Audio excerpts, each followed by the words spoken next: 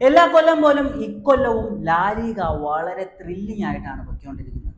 റയലും ബാഴ്സയും തമ്മിലുള്ള ആ ഒരു പോരാട്ടം ഓരോ മത്സരം കഴിയുമ്പോഴും അങ്ങനെ മുറുകി മുറുകി വരികയാണ്. ഇത്തവണത്തെ ലാലിഗ ഒരു ഫോട്ടോ ഫിനിഷിലേക്കായിരിക്കും പോവുക. നിലവിൽ 25 റൗണ്ട് മത്സരങ്ങളാണ് ലാലിഗയിൽ കഴിഞ്ഞിട്ടുള്ളത്. 2 ടീമുകൾ ഒഴികെ ബാക്കി എല്ലാ ടീമും 25 റൗണ്ട് മത്സരങ്ങൾ കളിച്ചിട്ടുണ്ട്. ഈ ഒരു സാഹചര്യത്തിൽ നിലവിൽ ബാഴ്സലോണയാണ് പോയിന്റ് ടേബിളിൽ 1-ാം സ്ഥാനത്തുള്ളത്. ബാഴ്സയ്ക്ക് 25 മത്സരങ്ങളിൽ നിന്ന് 61 പോയിന്റ് ഉണ്ട്. റയല് 60 പോയിന്റുമായിട്ട് 2-ാം സ്ഥാനത്തുണ്ട്. റയൽ കളിച്ചിട്ടുള്ളതും 25 മത്സരങ്ങളാണ്. നോക്കുക, വെറും 1 പോയിന്റിന്റെ വ്യത്യാസം മാത്രമാണ് റയലും ബാഴ്സയും തമ്മിലുള്ളത്. റയൽ ഫാൻസ് പറയുന്ന ഒരു കാര്യമുണ്ട്, ഞങ്ങൾ ഫോമിലാണ്, ഞങ്ങൾ കുറച്ച് സെറ്റായി വരുന്നു. ബാഴ്സ ഫാൻസ് പറയുന്നത് അത് തന്നെയാണ്, ഞങ്ങൾ ഫോമിലാണ്, ഞങ്ങൾ സെറ്റായി വരുന്നു. ഉള്ളത് പറയുകയാണെങ്കിൽ 2 ടീമും ഫോമിലല്ല. ഇതിനിടയിൽ ബാഴ്സ ഒരു കപ്പ് അടിച്ചിരുന്നു, സൂപ്പർ കോപ്പ ഡി എസ്പാനോ. അതുകൊണ്ടാണ് ബാഴ്സ ഫോമിലാണെന്ന് പലരും പറയുന്നത്. അല്ലാത്ത പക്ഷം ബാഴ്സയുടെ പെർഫോമൻസ് ആയാലും ശരി, റയലിൻ്റെ പെർഫോമൻസ് ആയാലും ശരി, രണ്ടും കണക്കാണ് എന്ന് പറയുന്ന ഒരു സാഹചര്യമാണ് നിലവിലുള്ളത്. അതായത് ഇപ്പോൾ നമ്മൾ നോക്കുമ്പോൾ കഴിഞ്ഞ ആഴ്ച, അതായത് മാച്ച് ഡേ 24 കഴിയുന്ന സാഹചര്യത്തിൽ ആ ലാലിഗ പോയിന്റ് ടേബിളിൽ 1-ാം സ്ഥാനത്തുണ്ടായിരുന്ന റയൽ മാഡ്രിഡ് ആയിരുന്നു. അവർക്ക് 2 പോയിന്റ് ലീഡ് ഉണ്ടായിരുന്നു കഴിഞ്ഞ റൗണ്ട് മത്സരം കഴിഞ്ഞ സാഹചര്യത്തിൽ. അതായത് 25-ാമത്തെ റൗണ്ട് മത്സരം കഴിഞ്ഞ സാഹചര്യത്തിൽ ഇപ്പോൾ ബാഴ്സയാണ് 1-ാം സ്ഥാനത്തുള്ളത്. ബാഴ്സയ്ക്ക് 1 പോയിന്റ് ലീഡും ഉണ്ട്.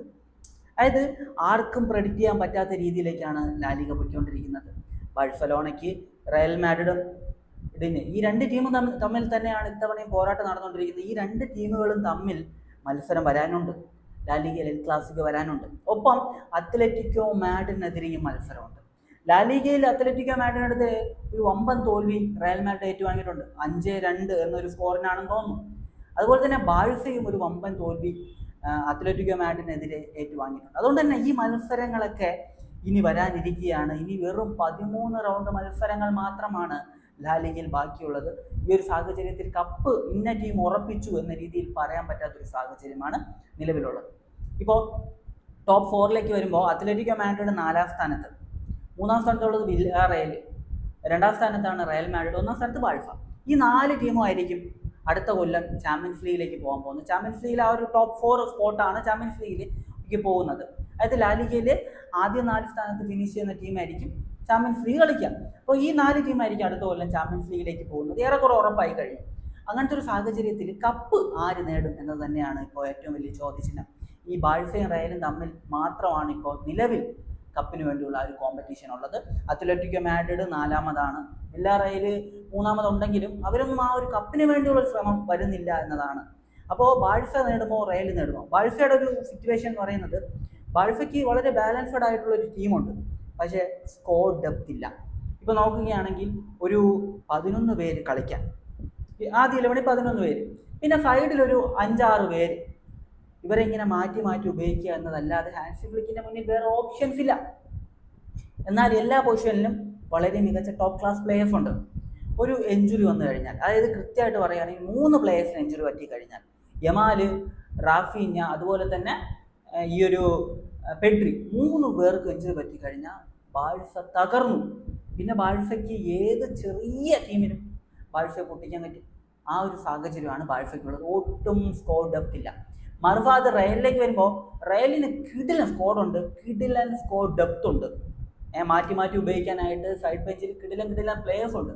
പക്ഷെ പ്രശ്നം എന്താണെന്ന് വെച്ച് കഴിഞ്ഞാൽ, ഇപ്പോൾ ബാഴ്സയിലുള്ള പോലത്തെ പെഡ്രി, അതുപോലത്തെ ഒരു top class midfielder, box to box കളിക്കാൻ പറ്റുന്ന, കളിയുടെ എഞ്ചിനായിട്ട് പ്രവർത്തിക്കാൻ പറ്റുന്ന ടൈപ്പ് ഒരു മിഡ്ഫീൽഡർ ഇല്ല. ടോണി ക്രൂസ് പോയതിനു ശേഷം 4 ട്രാൻസ്ഫർ വിൻഡോസ് കഴിഞ്ഞു.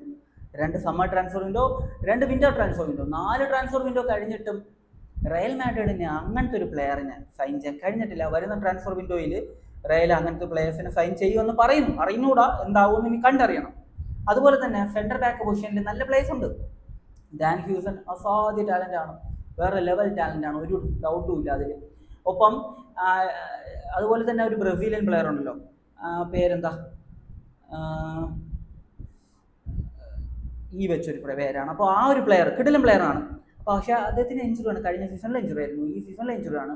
അപ്പോൾ ഇങ്ങനെ ഇഞ്ചുറീസ് വരുന്നത് കൊണ്ട് തന്നെ ടീമിന് ആ ഒരു സ്റ്റേബിൾ കിട്ടുന്നില്ല. ഡിഫൻസിൽ ആ ഒരു ലീഡർഷിപ്പ് ക്വാളിറ്റി ഉള്ള ഒരു ഡിഫൻഡറിനെ മിസ് ചെയ്യുന്നുണ്ട്.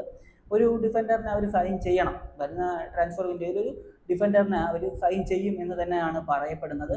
ഒരു ക്വാളിറ്റിയുള്ള വളരെ പൊട്ടൻഷ്യൽ ഉള്ള ഒരു അഗ്രസീവ് ആയിട്ടുള്ള ഒരു ലീഡർഷിപ്പ് ക്വാളിറ്റി ഉള്ള ഒരു സെൻറ്റർ ബാക്കിനെ വരുന്ന സമ്മർ ട്രാൻസ്ഫർ വിൻഡോയിൽ റയൽ നോക്കുന്നുണ്ട് എന്ന രീതിയിൽ തന്നെയാണ് പല മാധ്യമങ്ങളും റിപ്പോർട്ട് ചെയ്തിട്ടുള്ളത്. അപ്പോൾ അവിടെ ഒരു പ്രശ്നമുണ്ടോ? അതുപോലെ തന്നെ സെൻറ്റർ ഫോർവേഡ് പൊസിഷൻ, അവിടെ മറ്റൊരു പ്രശ്നം എന്താണെന്ന് വെച്ച് കഴിഞ്ഞാൽ കിലിയൻ എംബാപ്പയാണ് സെൻറ്റർ ഫോർവേഡിൽ കളിക്കുന്നത്. എന്നാൽ കിലിയൻ എംബാപ്പെ കുറച്ചുകൂടി ഒരു ലെഫ്റ്റ് വിങ് ഇഷ്ടപ്പെടുന്ന ഒരു സെൻറ്റർ ഫോർവേഡാണ്. അപ്പോൾ ഇങ്ങനത്തെ ഫോർവേഡ്സിനെ സംബന്ധിച്ച് ഇവർ ബോക്സിനകത്ത് കാണത്തില്ല. ആ ഒരു സാഹചര്യത്തിൽ ബോക്സിനകത്ത് കളിക്കുന്ന ഹെഡിങ് എബിലിറ്റി ഉള്ള ഒരു ഫോർവേഡിന് ആവശ്യമുണ്ട്. അങ്ങനത്തെ ഫോർവേഡ് ടീമിലുണ്ടോ എന്ന് ചോദിച്ചു കഴിഞ്ഞാൽ ടീമിലൊരു നല്ല ഫോർവേഡ് ഉണ്ട്. ഗോൺസാലോ ഗാർസിയ ടോപ്പ് ക്ലാസ് ആണ്, വേറെ ലെവലാണ്. പക്ഷേ അദ്ദേഹം യങ്സ്റ്ററാണ്, എക്സ്പീരിയൻസ് ഇല്ല. അത് മാത്രമല്ല ഹെഡിങ് എബിലിറ്റി ഉണ്ട്, ഇല്ലെന്ന് പറയുന്നില്ല. പക്ഷേ എല്ലാ ബോളിനും കൊണ്ടുപോയി തല വയ്ക്കുമെന്ന് ചോദിച്ചു കഴിഞ്ഞാൽ ഇല്ല. അപ്പോൾ അതുപോലത്തെ ഒരു പ്ലെയർ വേണം. അങ്ങനത്തെ ഒരു പ്ലെയറും ഇല്ല. അപ്പോൾ ഇത്രയും പ്രശ്നം ഇവർക്കുണ്ട്. മറുഭാഗത്ത് ഡെപ്ത് ഇല്ലെങ്കിൽ ഇവിടെ ഒരു സ്റ്റേബിൾ ആയിട്ടുള്ളൊരു സ്ക്വാഡില്ല. ഇവിടെ ഡെപ്തിന് ഒരു പഞ്ഞവുമില്ല, അവിടെ ഡെപ്ത് ഇല്ല. ഇതാണ് പ്രശ്നം. അപ്പോൾ റയലും ബാഴ്സയും ഈ പ്രശ്നങ്ങൾ തരണം ചെയ്തിട്ടായിരിക്കും ലാലിഗ ആര് സ്വന്തമാക്കുമെന്ന് പറയപ്പെടുക. ഇപ്പോൾ ബാഴ്സയെ സംബന്ധിച്ച് നിങ്ങൾ നോക്കിക്കഴിഞ്ഞാൽ സീസണിൻ്റെ തുടക്കം കുഴപ്പമില്ലാതെ പോയി. പിന്നീട് ഇഞ്ചുറീസ് വന്ന ആ ഒരു സമയത്ത് എൽ ക്ലാസിക്കോയിൽ പൊട്ടി. അതുപോലെ തന്നെ PSG-ക്കെതിരെ തോറ്റു, ചെൽസിക്കെതിരെ തോറ്റു. അതിനുശേഷം ടീം ഒന്ന് സെറ്റായി വന്നു. വീണ്ടും പല മത്സരങ്ങൾ ടീം വിജയിക്കുന്ന സാഹചര്യം നമ്മൾ കണ്ടു. അത്ലറ്റിക്കോയ്ക്കെതിരെ വിജയിച്ചു. അതുപോലെ തന്നെ റയലിനെ പൊട്ടിച്ച് സൂപ്പർ കോപ്പ ഡി എസ്പാനോ ആ ഒരു ട്രോഫി സ്വന്തമാക്കി. അപ്പോൾ ഇങ്ങനത്തെ രീതിയിൽ അവർ ഉയർന്നു വരികയും ചെയ്തു. പിന്നെ ഇപ്പോൾ വീണ്ടും ആ ഒരു ഇഞ്ചുറി കേസുകൾ വന്ന സമയത്ത് വീണ്ടും താഴേക്ക് പോയി. അത്ലറ്റിക്കോ മാഡ്രിഡിനെതിരെ ഒരു വമ്പൻ പരാജയം ഏറ്റുവാങ്ങി. ലീഗിലും പൊട്ടി. ലീഗിൽ 1ാം സ്ഥാനത്ത് നിന്ന് 2ാം സ്ഥാനത്തേക്ക് പോയി. റയൽ പൊട്ടി. ബാഴ്സ 1ാം സ്ഥാനത്തേക്ക് തന്നെ തിരിച്ചെത്തി. അപ്പോൾ ഒരു ഒട്ടും സ്റ്റേബിൾ അല്ലാത്ത രണ്ട് ടീമുകൾ തമ്മിൽ ആ ഒരു ലാലിഗ ട്രോഫിക്ക് വേണ്ടിയുള്ള ഒരു പോരാട്ടമാണ് നിലവിൽ നടന്നുകൊണ്ടിരിക്കുന്നത്. എന്നെ സംബന്ധിച്ച് ഇപ്പോൾ രണ്ട് ടീമിൻ്റെ അവസ്ഥ നോക്കുകയാണെങ്കിൽ ഒരു എൻജുറിയോ കാര്യങ്ങളോ ഒന്നുമില്ലെങ്കിൽ ബാഴ്സ കപ്പടിക്കും. അതേസമയം ആർക്കെങ്കിലൊക്കെ എൻജുറി പറ്റിക്കഴിഞ്ഞാൽ ഒട്ടും ഡെപ്ത് ഇല്ലാത്ത ടീമാണ്. അങ്ങനത്തെ സാഹചര്യം വന്നു കഴിഞ്ഞാൽ റയൽ കപ്പടിക്കാനുള്ള സാധ്യതകളുണ്ട്. റയലിനെ സംബന്ധിച്ച് റയലിൻ്റെ കോച്ചിനെ നോക്കിക്കഴിഞ്ഞാൽ അവർ ഈ സീസണിൻ്റെ തുടക്കം തുടങ്ങിയിട്ടുള്ളത് സാബിയെ വെച്ചിട്ടായിരുന്നു. സാബി അസാധ്യ കോച്ചാണ്. അങ്ങേരെ സംബന്ധിച്ച് അങ്ങേറെ ടാറ്റിക്സ് എന്ന് പറയുന്നത് ഒരു ബ്യൂട്ടിഫുൾ ഫുട്ബോളാണ് അങ്ങേര് കളിക്കുന്നത്. ആ ഒരു ലെവർകൂസനൊക്കെ കളിച്ചിരുന്ന വേറെ ലെവൽ സാധനമായിരുന്നു. അപ്പോൾ ആ ഒരു ഫുട്ബോൾ നമുക്ക് റയലിൽ കാണാൻ കഴിയുമെന്ന് വിചാരിച്ചിരുന്നു. പക്ഷെ അത് അദ്ദേഹത്തിന് ഇംപ്ലിമെൻറ്റ് ചെയ്യാൻ പറ്റിയില്ല. പിന്നെ കുറേ പ്രശ്നങ്ങളായി അദ്ദേഹം പോയി. അതിനുശേഷം ആർബലോവ വന്നു. ആർബലോവയിൽ ഞാൻ ഒട്ടും തൃപ്തനല്ല. അദ്ദേഹത്തിൽ ടാറ്റിക്സ് ഉണ്ടോ എന്ന് പോലും സംശയമാണ്.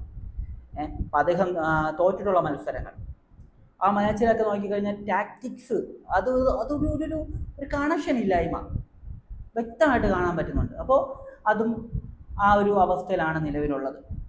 പിന്നെ ഏറ്റവും എടുത്തു പറയേണ്ട കാര്യം, കഴിഞ്ഞ മാച്ച് ഒന്ന് ആലോചിച്ച് നോക്കുക. നിങ്ങളാണ് റയലിൻ്റെ കോച്ച് എന്ന് ആലോചിച്ച് നോക്കുക. നിങ്ങൾ ഒരു ഇമ്പോർട്ടൻറ്റ് മാച്ച് അല്ല, ഒരു മാച്ച് കളിക്കാൻ പോവാണ്, ലീഗിലെ മാച്ച്. 2 പോയിന്റിൻ്റെ മാത്രം ലീഡേ ഉള്ളൂ. കളി തോറ്റു കഴിഞ്ഞാൽ മറ്റൊരു ടീം 1ാം സ്ഥാനത്തേക്ക് വരാനുള്ള ഒരു സാധ്യതയുണ്ട്. അപ്പോൾ നിങ്ങൾ റിസ്ക് എടുക്കൂ. 25ാമത്തെ റൗണ്ട് മാച്ചാണ്. 1ാമത്തെ 2ാമത്തെ റൗണ്ട് മാച്ചല്ല, 10ാമത്തെ റൗണ്ട് മാച്ചൊന്നുമല്ല, 25ാമത്തെ റൗണ്ട് മാച്ചാണ്. അതായത് ആ ഒരു ലീഗ് പകുതി കഴിഞ്ഞു. ആ ഒരു സാഹചര്യത്തിൽ ഇങ്ങനൊരു ഇത്രയും രീതിയിലുള്ളൊരു മാച്ച് വരുമ്പോൾ ടീം നന്നായിട്ട് പൊയ്ക്കൊണ്ടിരുന്നു, നന്നായിട്ട് കളിച്ചുകൊണ്ടിരുന്നു. അതേ സ്ക്വാഡിനെ അതേപോലെ ഉപയോഗിക്കണമായിരുന്നു. ഇദ്ദേഹം ചെയ്ത മാറ്റം എന്ന് പറയുന്നത് ആ ഒരു റൈറ്റ് ബാക്ക് പൊസിഷനിൽ ട്രെൻഡ് അലക്സാണ്ടർ ആർണോൾഡ് എന്ന ആ ഒരു ഇംഗ്ലീഷ് താരം വന്നതിന് ശേഷം കുറച്ച് സ്റ്റേബിൾ ആയിട്ടുള്ളൊരു പെർഫോമൻസ് റയലിൽ നിന്ന് കാണാൻ കഴിഞ്ഞിരുന്നു. ഈ ബെനിഫിക്കയ്ക്കെതിരെയുള്ള മാച്ച്, അതിന് മുമ്പത്തെ ലാലിഗ മാച്ചും കണ്ടവർക്കറിയാം, വളരെ സ്റ്റേബിൾ ആയിട്ടുള്ളൊരു പെർഫോമൻസ് കാണാൻ കഴിഞ്ഞിരുന്നു. എന്നാൽ പ്രശ്നം എന്താണെന്ന് വെച്ച് കഴിഞ്ഞാൽ അദ്ദേഹം ചുമ്മാ എടുത്ത് മാറ്റി.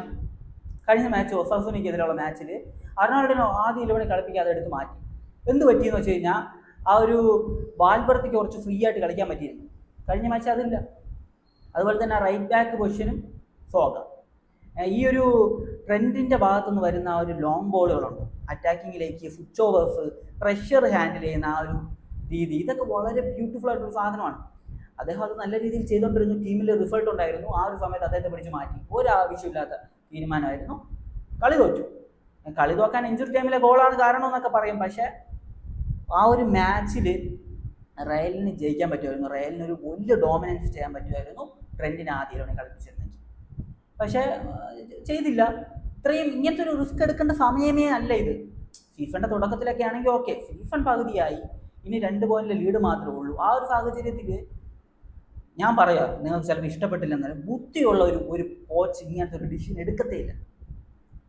ഇപ്പോൾ 2ാം സ്ഥാനത്തിരിപ്പുണ്ട്. അപ്പോൾ ഇതാണ് അവസ്ഥ. ലാ ലീഗ എന്ന് പറയുമ്പോൾ ഭയങ്കര കോമ്പറ്റേറ്റീവ് ആയിട്ടാണ് പോയിക്കൊണ്ടിരിക്കുന്നത്. റയൽ മാഡ്രിഡിൻ്റെ ഒരു സെൻറ്റർ ബാക്ക്, ഞാൻ ഈ ഒരു വീഡിയോയിൽ പറഞ്ഞിട്ടില്ല, ചിലപ്പോൾ നിങ്ങൾ കമൻറ്റ് ഇട്ടേക്കാം. അദ്ദേഹത്തിൻ്റെ പേര് ബ്രസീലിയൻ താരം എഡർ മിൽറ്റാവോയാണ്. ഇപ്പോൾ ഞാൻ ഒരു വീഡിയോയുടെ ഇടയിൽ മിസ്സാക്കിയിട്ടുള്ള ഒരു ലിങ്കാണ്. അപ്പോൾ എഡർ മിൽറ്റാവോ നല്ല ടോപ്പ് ക്ലാസ് ഡിഫൻഡറാണ്. പക്ഷേ എന്ത് ചെയ്യാം, കഴിഞ്ഞ സീസണിൽ ഇഞ്ചുറി, ഈ സീസണിൽ ഇഞ്ചുറി. അപ്പോൾ വരുന്ന സമ്മറിൽ നല്ലൊരു സെൻറ്റർ ബാക്കിനെ കൊണ്ടുവന്ന് റയലി ഒന്നുകൂടെ ടീമിനെ പോളിഷ് ചെയ്തെടുക്കേണ്ടതുണ്ട്.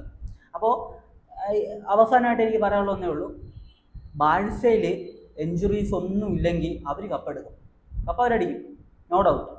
അതേസമയം ബാഴ്സയിൽ ഇഞ്ചുറീസ് വന്നാൽ തീർച്ചയായിട്ടും റയൽ മാഡ്രിഡ് കപ്പടിക്കാനുള്ള സാധ്യതയാണ് ഞാൻ കാണുന്നത്. അല്ലാത്ത വശം ആർബലോയുടെ ഈ ടാറ്റിക്സ് ഒക്കെ വെച്ചിട്ട് റയൽ കപ്പടിക്കുന്നു എനിക്ക് തോന്നുന്നില്ല. നിലവിൽ ഇനി 13 റൗണ്ട് മാച്ചസ് ആണുള്ളത്, 13 റൗണ്ട് മാച്ചസ്. അതിൽ റയലും ബാഴ്സയും തമ്മിൽ ഒരു എൽ ക്ലാസിക്കോ, അത്ലറ്റിക്കോ മാഡ്രിഡിനെതിരെ മത്സരമുണ്ട്, വില്ലാ റയലിനെതിരെയും മത്സരമുണ്ടെന്ന് തോന്നുന്നു. അപ്പോൾ ടോപ്പിലുള്ള മികച്ച ടീമുകൾക്കെതിരെയൊക്കെ മത്സരം വരാനുണ്ട്. അപ്പം ലാലിഗ വളരെ ഇൻട്രസ്റ്റിംഗ് ആയിട്ടാണ് ഇത്തവണയും പോകുന്നത്. ബാഴ്സ കപ്പടിക്കുമോ, റയൽ കപ്പടിക്കുമോ? നിങ്ങളുടെ ഒപ്പീനിയൻ. ഞാൻ പറഞ്ഞിട്ടുള്ളതിൽ എന്തെങ്കിലുമൊക്കെ തെറ്റൊക്കെ കാണും. അപ്പോൾ അതിനെക്കുറിച്ച് നിങ്ങൾ കമൻറ്റ് ചെയ്യുക. മറ്റൊരു വീഡിയോ കാണുന്നവരേക്കും ബൈ ബൈ വിത്ത് ഫുട്ടേൽ.